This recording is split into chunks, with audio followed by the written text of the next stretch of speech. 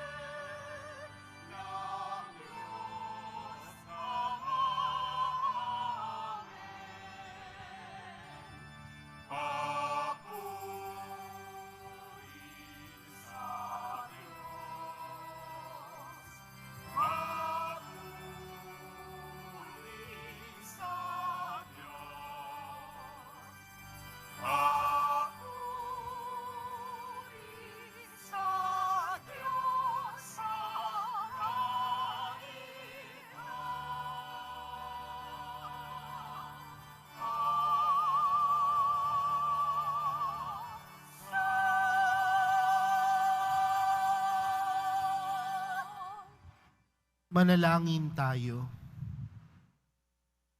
Ama naming makapangyarihan, sa iyong pagsusugo sa salitang Diyos na totoo at maasahan, at sa pagibigay mo ng Espiritong nagpapabanal sa sanlibutan, ipinahayag ang iyong kahiwagaang dakila sa sangkatauhan.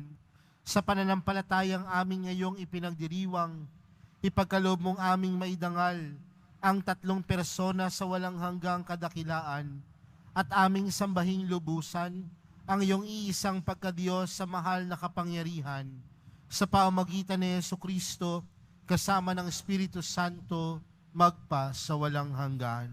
Amen. Magsiupo muna po ang lahat.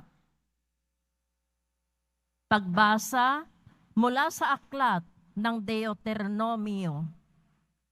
Sinabi ni Moises sa mga tao, isipin ninyo kung may naganap ng tulad nito, nasaksihan o nabalitaan man lamang mula ng likhain ng Diyos ang daigdig. Maliban sa inyo, sino pa ang nakarinig sa tinig ng Diyos mula sa haliging apoy at nanatiling buhay? Sinong Diyos ang naglabas ng isang buong lahi mula sa isang bansa upang maging kanya sa pamamagitan ng pakikipagsubukan ng kapangyarihan, ng kababalaghan, ng digmaan, ng makapangyarihang mga gawa, tulad ng ginawa ng Panginoon sa Ehipto? Dahil dito, dapat ninyong malaman na sa langit at sa lupay, walang ibang Diyos liban sa Panginoon.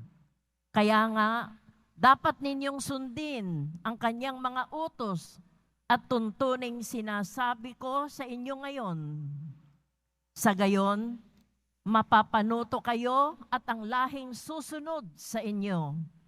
Magtatagal kayo habang panahon sa lupaing ibinigay niya sa inyo. Ang salita ng Diyos. Salamat sa Diyos. Mapalad ang ibinukod na bansang hinirang ng Diyos. Mapalad ang ibinukod na bansang hinirang ng Diyos. Panginooy tapat sa kanyang salita at maaasahan ang kanyang ginawa. Minamahal niya ang gawang matapat, ang pag-ibig niya sa mundo'y laganap. Mapalad ang ibinukod na bansang hinirang ng Diyos. Sa utos ng poon, nalikha ang langit, ang araw, ang buwat talang maririkit. Ang buong daigdig sa kanyang salita ay pawang nayari, lumitaw na bigla. Mapalad ang ibinukod na bansang hinirang ng Diyos. Ang may takot sa Diyos at nagtitiwala sa kanyang pag-ibig ay kinakalinga. Hindi babayaang sila ay mamatay, kahit magtagutom sila'y binubuhay. Mapalad ang ibinukod na bansang hinirang ng Diyos.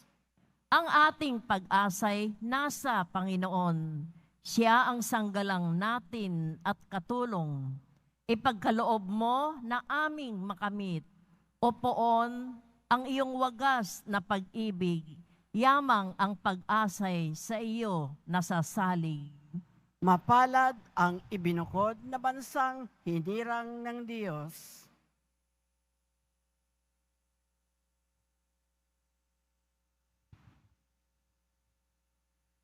Pagbasa mula sa sulat ni Apostol San Pablo sa mga taga-Roma. Mga kapatid, ang lahat ng pinapatnubayan ng Espiritu ng Diyos ay mga anak ng Diyos. Sapagkat hindi kayo tumanggap ng espiritu ng pagkaalipin upang muling matakot. Ang tinanggap ninyo ay espiritu ng pagiging anak, at ito ang nagbibigay sa atin ng karapatang tumawag ng Ama, Ama ko. Ang Espiritu nga ang nagpapatotoo kasama ng ating espiritu na tayo ay mga anak ng Diyos. at yamang mga anak, tayo ay mga tagapagmana ng Diyos at kasamang tagapagmana ni Kristo. Sapagkat kung tayo ay nakikipagtiis sa Kanya, tayo'y dadakilain ding kasama niya. Ang salita ng Diyos. Salamat sa Diyos. Magsitayo na po ang lahat.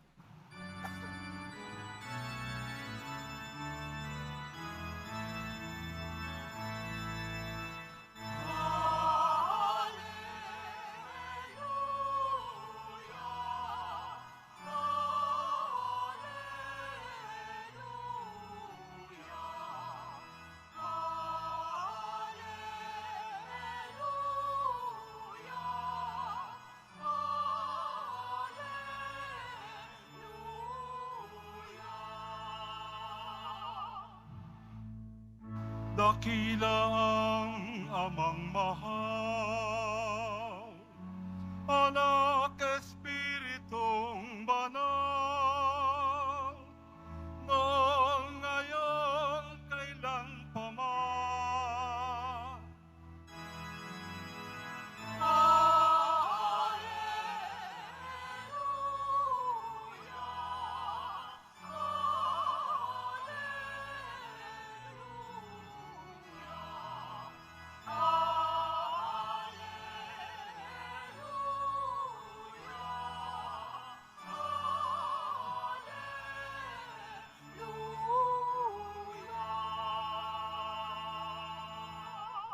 Sumainyo ang Panginoon. At sumayo rin. Ang mabuting balita ng Panginoon ayon kay San Mateo. Papuri sa iyo, Panginoon. Noong panahong iyon, ang 11 alagad ay nagpunta sa Galilea, sa bundok na itinuro sa kanila ni Jesus. Nang makita nila si Jesus, siya'y sinamba nila. Bagamat may ilang nag-alinlangan, lumapit si Jesus at sinabi sa kanila, "Ibinigay na sa akin ang lahat ng kapangyarihan sa langit at sa lupa. Kaya humayo kayo at gawin ninyong alagad ko ang lahat ng bansa. Binyagan niyo sila sa ngalan ng Ama at ng Anak at ng Espiritu Santo, at turuang sumunod sa lahat ng ipinag-utos ko. Tandaan ninyo, ako'y laging kasama ninyo hanggang sa katapusan ng sanlibutan." Mga kapatid, ang mabuting balita ng Panginoon. Pinupuri ka namin, Panginoong Heso Kristo. Magsiupo muna po ang lahat. Magandang umaga po sa inyong lahat.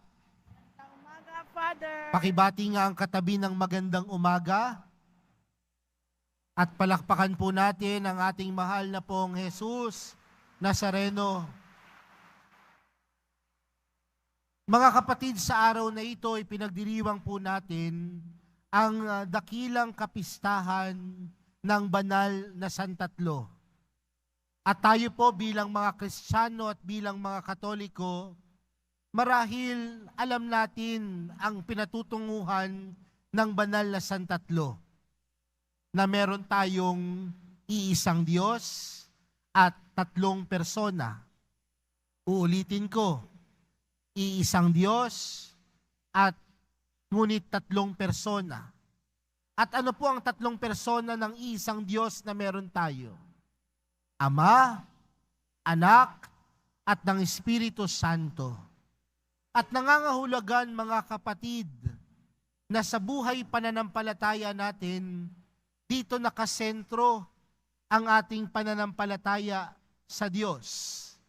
Kaya nga mapapansin natin, sa bawat panalangin, lagi natin tinatawag ang banal na Santatlo. Tandaan natin nung tayo ay bininyagan at binuhusan ng tubig sa ating mga ulo, ano ho yung formula na ginamit ng mga pari? Ikaw ay binibinyagan ko sa ngalan ng Ama, at ng Anak at ng Espiritu Santo. Kapag tayo ay pumanaw sa mundong ito, Anong pagbabasbas ang binabanggit sa atin ng pari? Pagbabasbas pa rin ng banal na santatlo.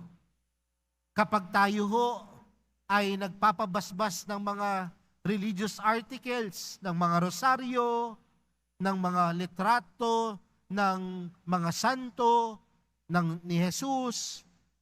Di ba pag pinabasbasan ho yan, ginagamit po at binabasbasan yan sa ngalan ng Ama at ng Anak at ng Espiritu Santo.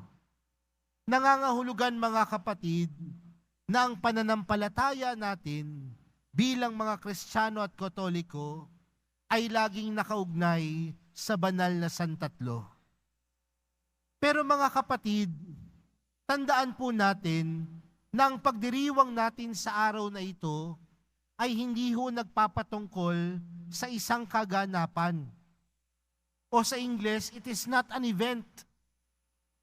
Bakit? Kung mapapansin po natin mga kapatid, nitong mga nakaraang linggo, ang ating mga ipinagdiriwang ay tungkol sa isang tagpo.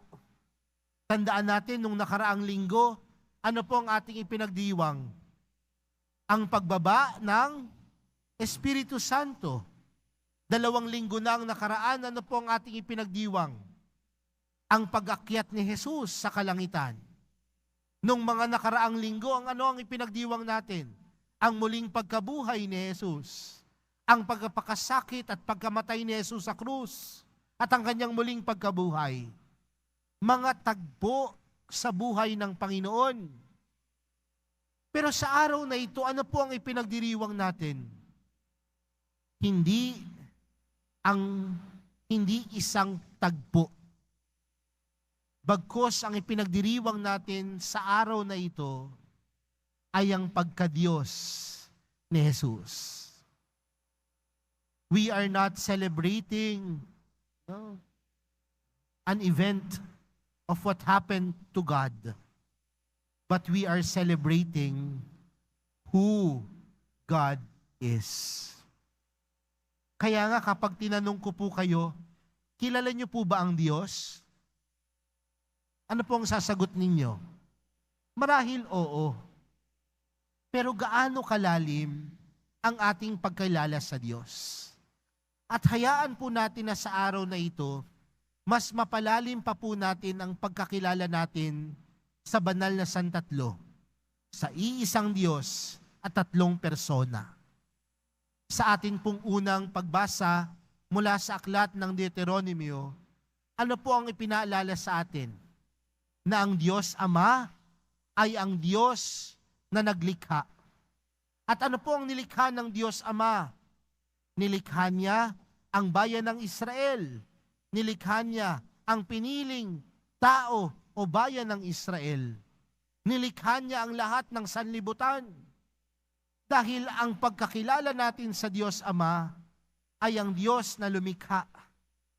Pero saan nagmumula ang kakayanan ng Diyos sa kanyang paglikha?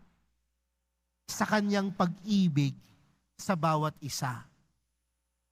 Tandaan natin ang pinakadahilan kung bakit tayo nilikha ng Diyos. Dahil sa kanyang pag-ibig. Kaya nga dahil doon sa pag-ibig ng Diyos, ano ang nakita ng Diyos? Na ang tao sumaway sa Kanya. Sa kabila ng kanyang pag-ibig sa tao, ang tao ay naging pasaway, nagkasala, tumalikod sa Kanya. Pero napagod ba ang Diyos?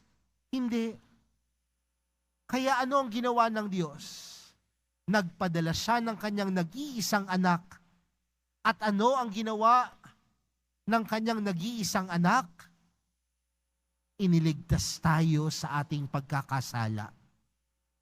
Kaya nga ang Diyos, sa kanyang pagiging tagapaglikha, ipinadala yung kanyang anak upang maging tagapamagitan, upang maging tagapagligtas sa ating mga pagkukulang at pagkakasala. Kaya nga, ano naman ang ginawa ni Jesus? Sa ating ebanghelyo, pinaalalahanan tayo ng ating misyon. At ano ang ating misyon? Ipahayag ang Diyos sa pamamagitan ng Ama, Anak at ng Espiritu Santo. Pero sino ang gagabay sa atin? ang Espiritu Santo.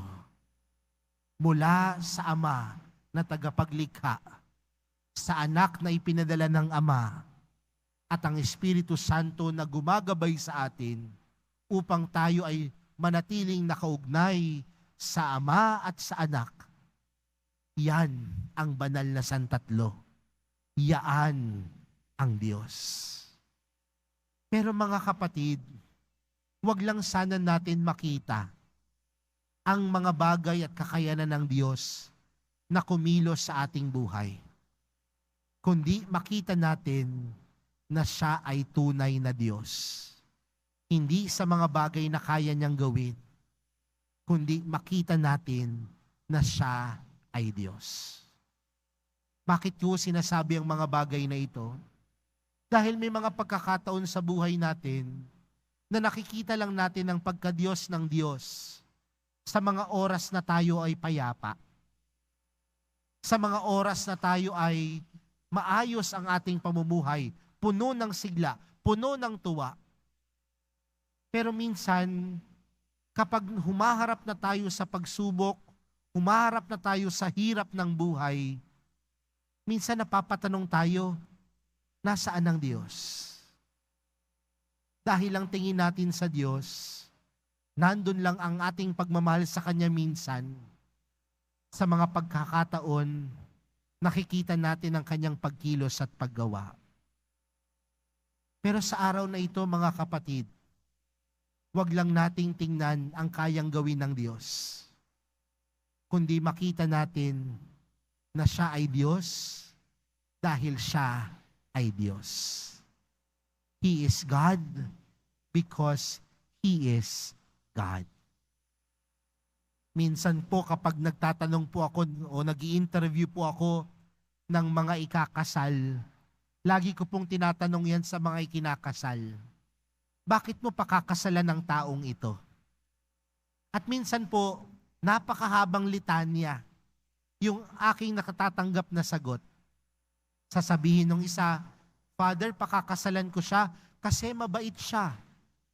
Minsan naman sasabihin, Father, pakakasalan ko siya kasi maganda ang trabaho niya. Maganda ang kinabukasan ko sa kanya. Father, pakakasalan ko siya kasi may bahay na siya. Sabi ko, kaya minsan napapaisip ako ano ba itong kakasal ko? Gold digger? Kasi minsan, minamahal lang natin ang taong kayang may ipagkaloob sa atin.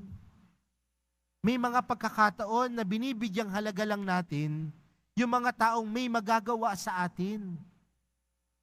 Pero kapag hindi natin tinitingnan, dapat hindi natin tinitingnan, mga kapatid, ang tao base sa kung ano ang kaya niyang gawin sa atin, kundi nandoon ang pagpapahalaga sa Kanya dahil tayong lahat ay anak ng Diyos.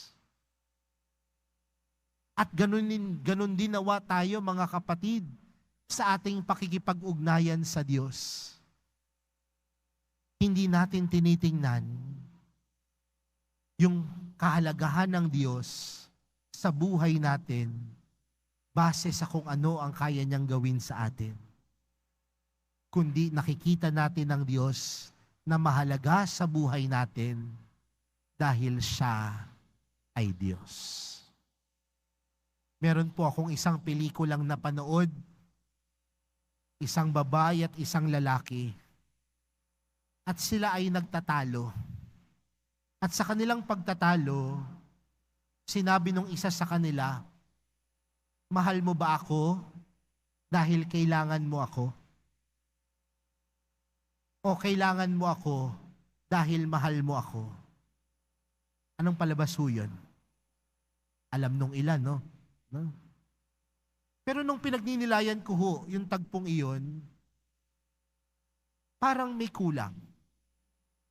Parang may mali sa parehas.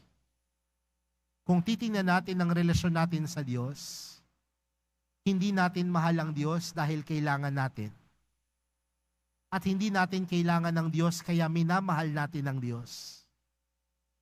Kundi dapat sapat sa atin at alam natin na mahal natin ang Diyos dahil siya ay Diyos.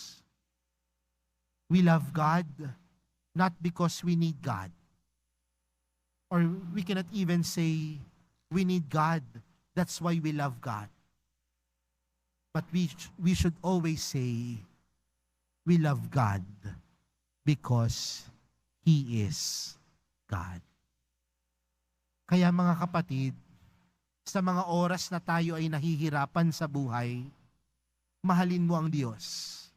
Hindi dahil siya ang solusyon sa lahat ng iyong pagsubok, kundi mahalin mo ang Diyos dahil siya ay Diyos. Sa mga pagkakataon na puno ng pigati at problema ang buhay, patuloy mong mahalin ang Diyos, hindi dahil siya ang sagot sa iyong problema, kundi patuloy mo siyang mahalin dahil siya ay Diyos. Huwag lang natin mahalin ang Diyos sa mga oras na kamahal-mahal siya, kundi mahalin natin ang Diyos dahil siya ay Diyos. Kaya sa pagpapatuloy po ng ating banal na misa para sa araw na ito, mga kapatid, tandaan po natin na ang pagdiriwang natin ay hindi tagpo, hindi siya isang event, kundi ang pagdiriwang natin sa araw na ito ay pagpapaalala sa atin na meron tayong amang naglilikha, anak na tagapagligtas, at espiritong patuloy na gagabay, at ito ay Diyos. Mahalin natin ang Diyos, hindi dahil meron siyang ipagkakaloob, kundi mahalin natin ang Diyos dahil siya ay Diyos. Amen.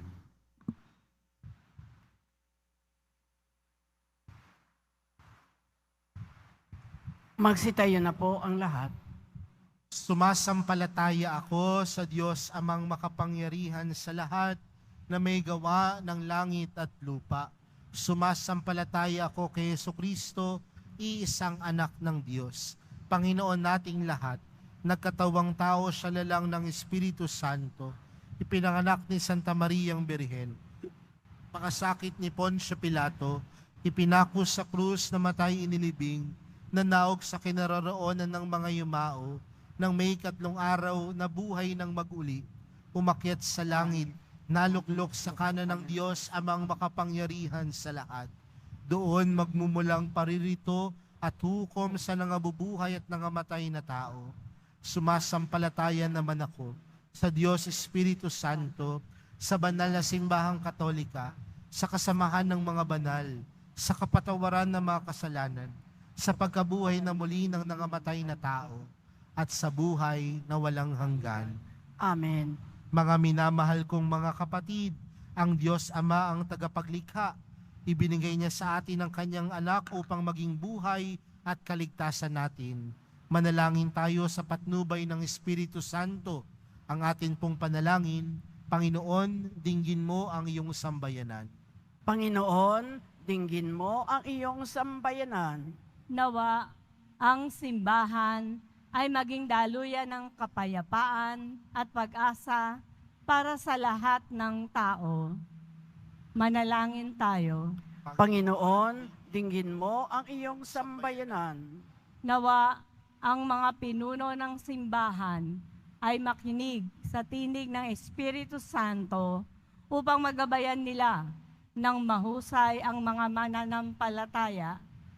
Manalangin tayo. Panginoon, dinggin mo ang iyong sambayanan. Nawa ang mga pinuno ng pamahalaan ay maging masigasig sa pagpapatupad ng mga programa at mga kalakaran para sa mga dukha at mahihina. Manalangin tayo.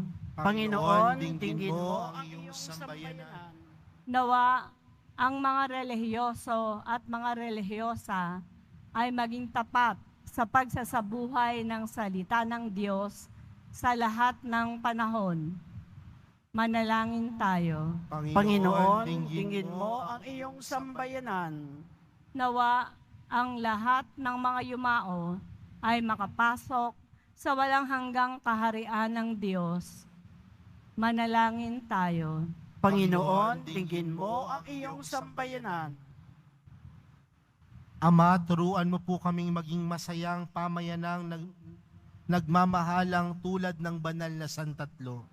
Patuloy nawa kaming makapag-alay sa iyo ng lahat ng papuri, karangalan at kaluwalhatian, ngayon at magpakailanman. Amen. Magsipo muna po ang lahat.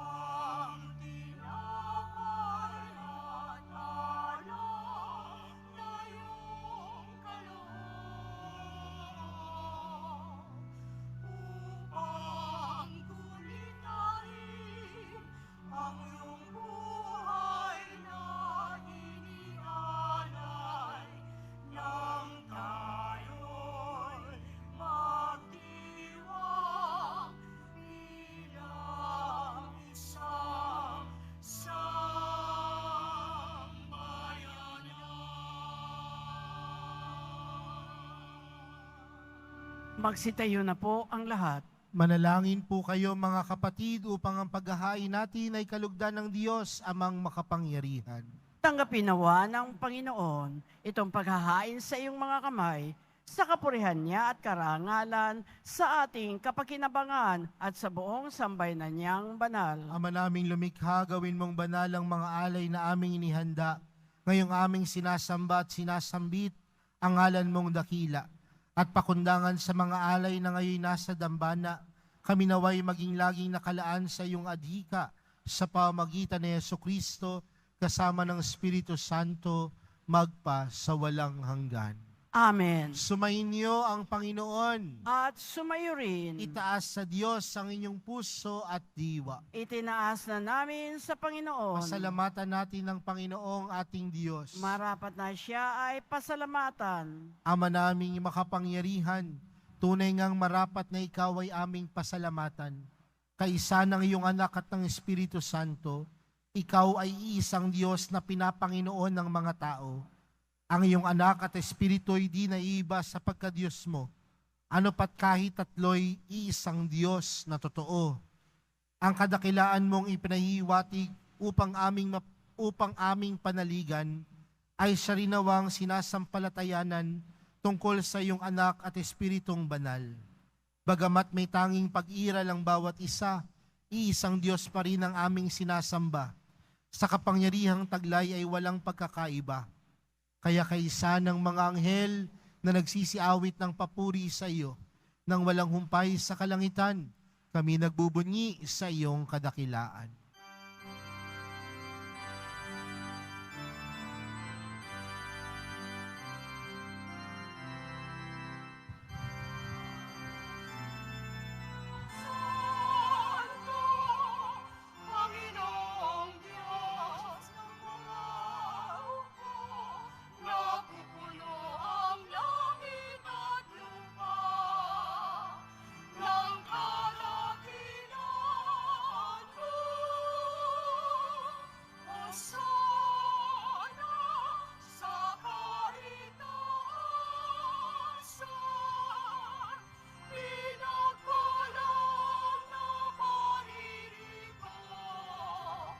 Sa ngalan ng Panginoon,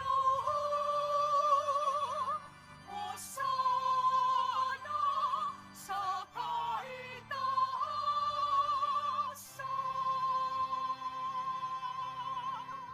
Magsiluhod na po ang lahat.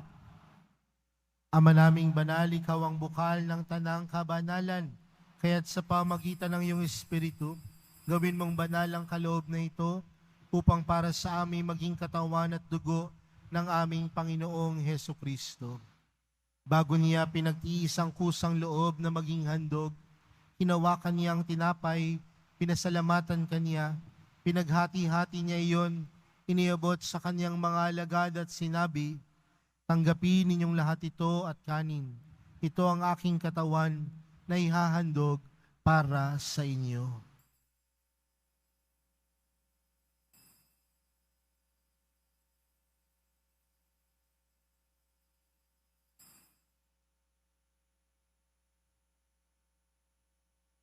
Gayon din naman noong matapos ang hapunan, hinawakan niya ang kalis. Muli kanyang pinasalamatan. Iniabot niya ang kalis sa kanyang mga alagad at sinabi, tanggapin ninyong lahat ito at inumin.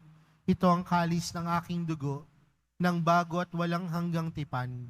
Ang aking dugo na ibubuhos para sa inyo at para sa lahat, sa ikapagpapatawad ng mga kasalanan. Gawin niyo ito sa pag-alala sa akin.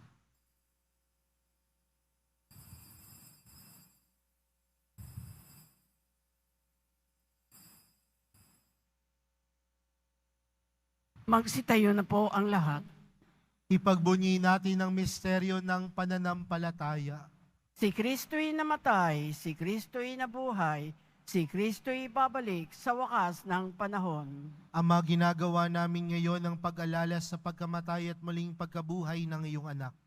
Kaya't inaalay namin sa iyong tinapay na nagbibigay buhay at ang kalis na nagkakaloob ng kaligtasan.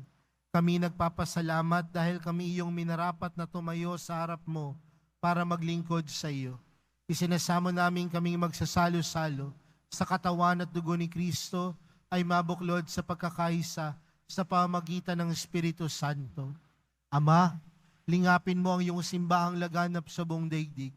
Puspusin mo kami sa pag-ibig kay San Francisco na aming Papa at ni Jose na aming Obispo at ng Tanang Kaparian.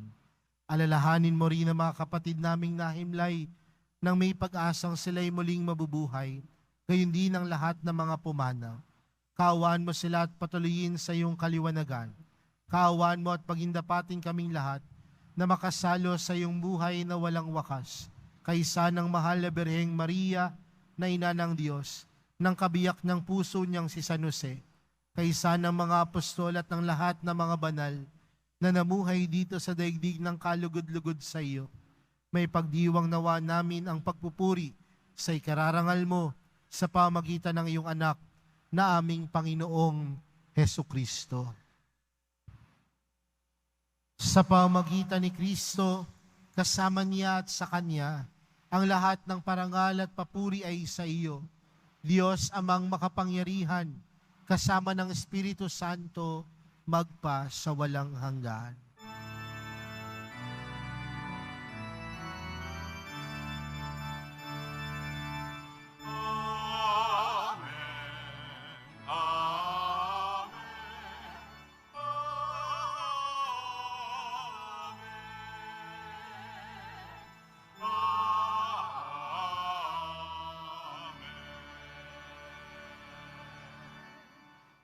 Lumapit po tayo sa Ama natin sa langit sa panalangin itinuro sa atin ni Jesus.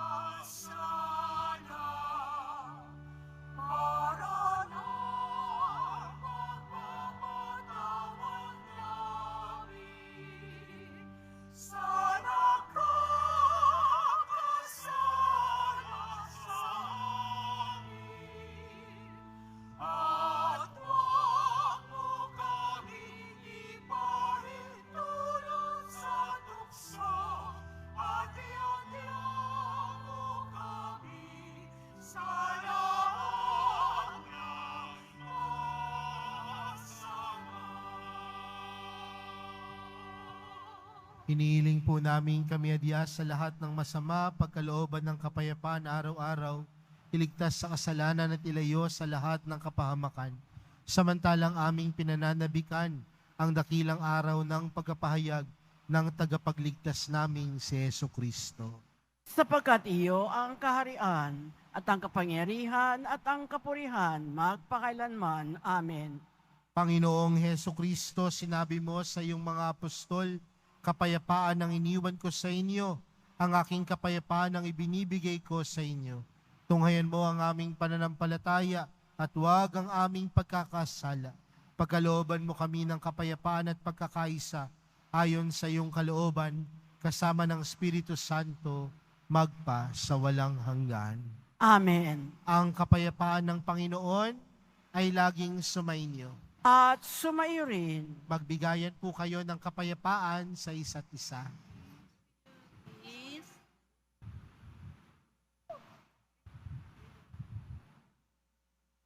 Kordero ng Diyos na nag-aalis ng mga kasalanan ng sanlibutan, maawa ka sa amin.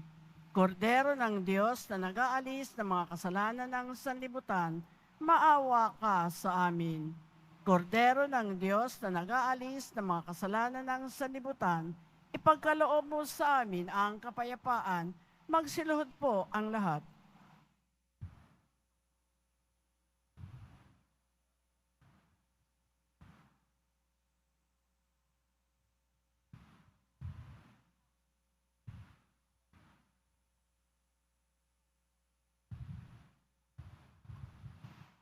Narito po si Jesus, ang kordero ng Diyos. Siyang nag-aalis ng kasalanan ng sanlibutan. Mapalad ang mga inaanyayahan sa kanyang piging. Panginoon, Hindi hindi ako ako karapat-dapat na magpatuloy sa iyo, ngunit sa isang salita mo lamang ay gagaling na ako.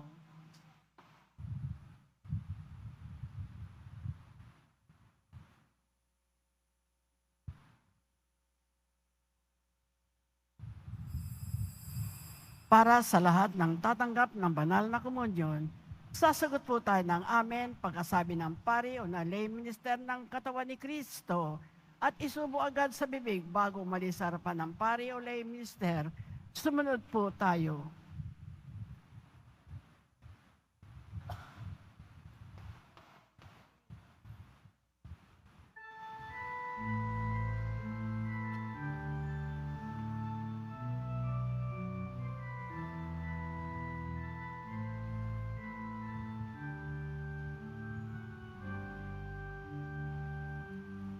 Espiritu ng Diyos Ama, magbigay sa ating lahat ng Diyos Ama, naghahangad na tayo'y makatawag, na tayo'y makatawag, nagabas sa Kanyang Ama. Masdan ninyo na pagkabuti at pagkaligaya sa mga magkakapatid na magsitahang magkakasama sa pagkakaisa.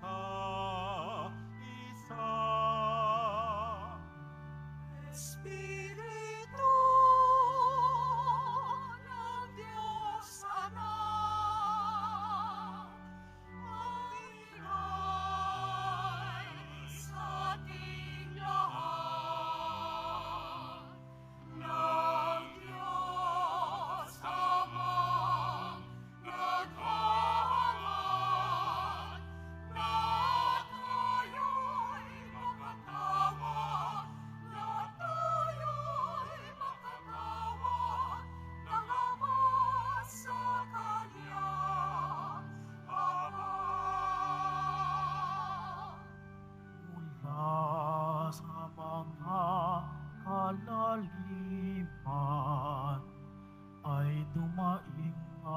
sa'yo, O Panginoon, Panginoon, dinggin mo ang aking tinig, pakinggan ang iyong mga pakinig, ang tinig ng aking mga panambig. Espiritu ng Diyos Anak,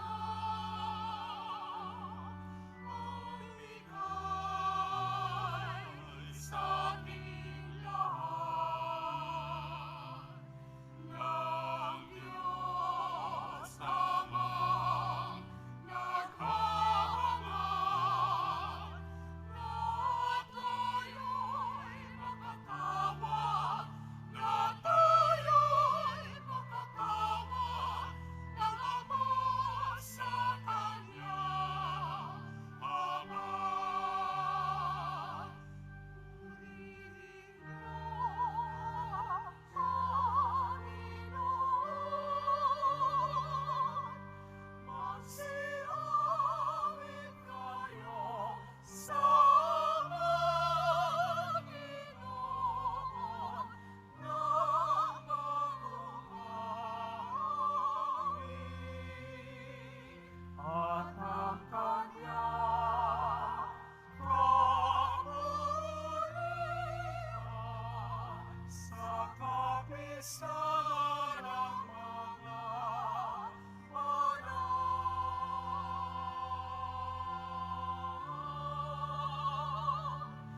Espiritu ng Diyos Anak, magbigay sa ating lahat ng Diyos Amang naghahanap na tayo'y makatawa, na tayo'y makatawa ng Ama sa Kanyang Ama.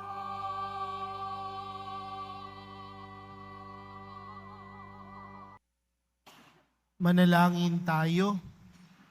Ama naming mapagmahal, mapakinabangan nawa ng aming buong katauhan, agpangtanggap namin sa mga banal na pinagsaluhan, at ang aming pagsamba ng may pananampalatayang lubusan sa tatlong persona na iisang Diyos lamang, sa pamamagitan ni Jesucristo, kasama ng Espiritu Santo, magpa sa walang hanggan. Amen. Sumainyo ang Panginoon. At sumayo rin. Mahal na pong Jesus Nazareno, inihayag mo sa pamagitan ng krus ang walang maliw na pag-ibig ng Diyos sa sangkatauhan. Pakinggan mo ang kahilingan ng iyong angkan na nagsusumamo sa iyo. Makamtanawa nila ang iyong katugunan at tanggapin ang kasagutan na may utang na loob na tinatanaw. Basbasan din po ninyo ang mga daladala ng mga imahin at dasalan. Sa pamamagitan ng bendisyon na ito, naway maalala nila ang mga pangako nila noon sa binyag, na ikaw ang kanilang iibigin at paglilingkuran bilang Panginoon, magpa sa walang hanggan. Amen. At pagpalain po kayong lahat ng makapangyarihang Diyos, Ama, Anak, at ng Espiritu Santo. Amen. Humayo kayong taglayang kapayapaan ng Poong Jesus Nazareno. Salamat sa Diyos.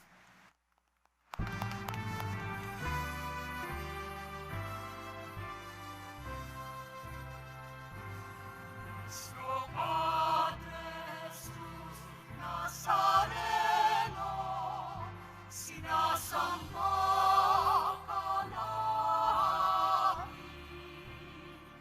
pinipinto ka namin, para